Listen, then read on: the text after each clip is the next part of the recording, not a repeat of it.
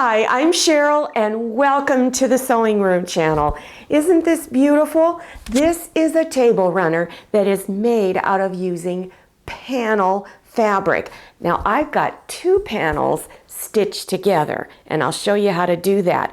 Or if you want a shorter table runner, you can just use one piece of panel fabric. So let's get started. The fabric designer is Daphne Bissonnette and Camelot Fabrics Designer collaboration. To find out where you can purchase this fabric, go to camelotfabrics.com. This fabric panel is 18 inches wide by 42 inches long. Each end of the panel has a different look. This end has a big flower on it. At the other end, in the center, are the vines. If you're going to make a really long table runner and you need to use two of these panels, I recommend you connect the two ends with the vines on it and leave the really larger flowers at each end.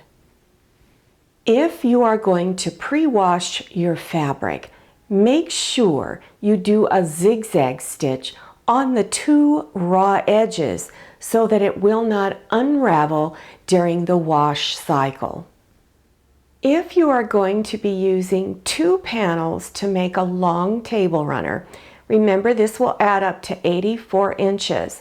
But if you don't want it quite that long and you need to cut some of the fabric off, I would cut the ends off where the two vines are at. Then this center seam would be in the very middle of your table runner. Once you've decided how long and you've cut your fabric off, then bring your two ends together and stitch 1/2 inch seam. After stitching that 1/2 inch wide seam, turn it over to the back, open the seam up, and press it open with your iron. At each end where the big flowers are, I trimmed the selvage edges off. Also, along the two long side edges, mine were a little crooked, so I had to spend a little bit of time trying to straighten and cut those excess little wavy areas off. Here's how you're going to cut your fabric for the back of the table runner. Now I use a rotary cutter, rotary cutting ruler, and a rotary cutting mat to cut my fabric. So the instructions are for using that type of cutting method. Leave your fabric folded with your selvage edges together. That's the way you purchased it off of the bolt in the store.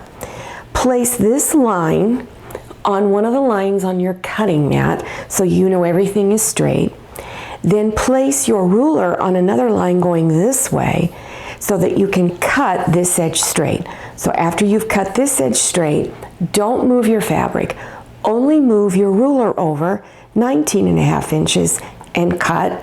Move your ruler over one more time, 19.5 inches, and cut. Then after you have cut your two strips up here, 19.5 inches wide, stack them on top of each other, and cut the selvage edges off. That's this bottom part that was right here. Then stitch the two ends together, or the two pieces, do a 1/2 inch seam, press that seam open. As far as your cotton batting goes, you can purchase it either off of the bolt in a store. It's a great big large bolt, and then you can cut exactly what you need. Or you can also purchase cotton batting in packages. Just make sure if you buy a package, you can get it to the length you want and 19.5 inches. And on your length, when you, let's say you want a 60-inch table runner, just add 1 inch to that and cut it 1 inch longer than you actually need. Place the fabric for the back against your table. If you're using a print, have the pretty side of the fabric facing down and you're looking at the back side of that fabric. Then place your cotton batting and then your fabric for the front on top and center it so that you have a little bit of cotton batting extending out past all edges, and then smooth out all layers of your fabrics. Next step is to do quilting stitches to hold all of your fabric layers together. This is a very important step and you don't want to leave it out.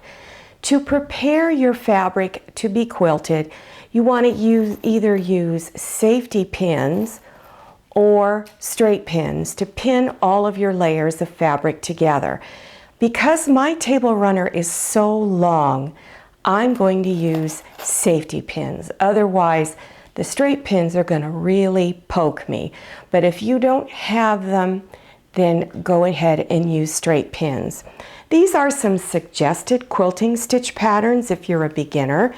You can either do straight lines, so you could go from one end to the other and do your lines either 2 to 3 inches apart. Then you would turn it and do it from side to side. You can also do straight lines on a diagonal.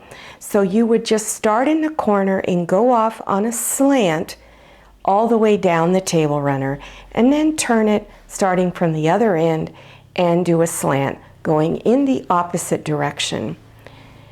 This is the same pattern as the others, except that I'm using a stitch that you can find on most of your computerized sewing machines.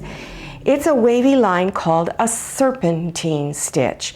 If you're going to use the serpentine stitch, test the stitch out to make sure that it looks the way you want it to.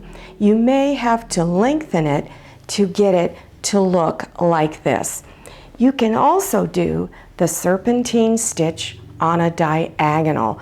So you would first do it corner to corner, or not exactly corner to corner, but on a diagonal, and then you would turn it and do it going the other way so that it crisscrosses each other.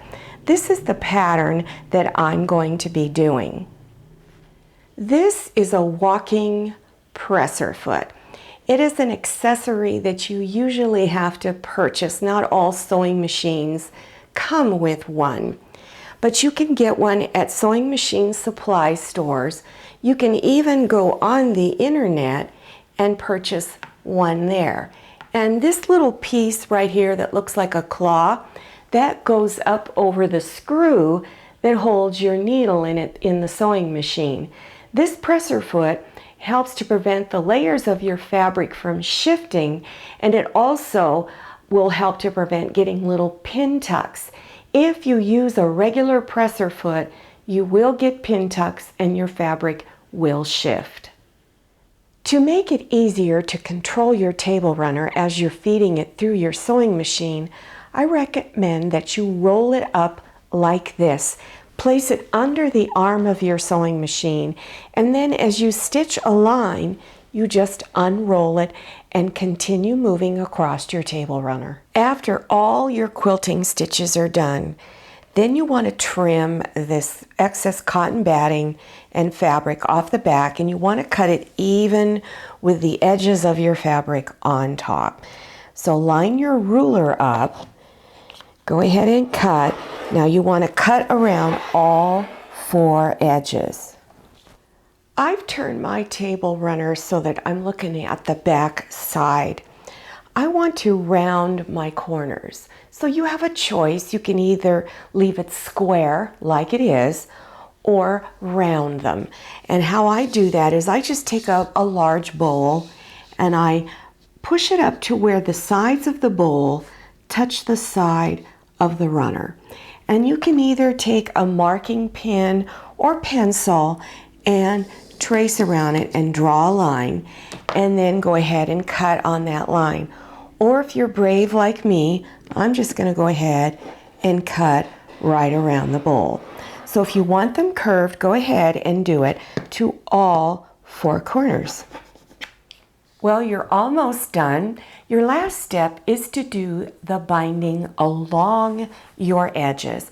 Now, I actually have 2 different types of binding on here. Because I chose to do rounded corners, I used bias cut binding. And it's cut on a diagonal on your fabric. Along my 2 straight sides, I just used straight grain binding. So down below your YouTube screen will be several links for you to go and look at those tutorials depending on which option you chose. I hope you enjoyed this video. Now, if you're interested in other table runner projects, check below your YouTube screen for those video links. Now, don't forget to follow me on Instagram and check out my Facebook page. Thank you so much for watching. See you next time, and happy sewing! I hope you enjoyed this video. If you did, please click on the thumbs up button. And don't forget to click on share to share this video with your friends. If you haven't subscribed yet, click on that red subscribe button down there in the lower right-hand corner of your screen. Click on the bell so you can receive notifications about my latest videos. I'm Cheryl, and this is Scotty, and this is Manny. See you next time, and happy sewing!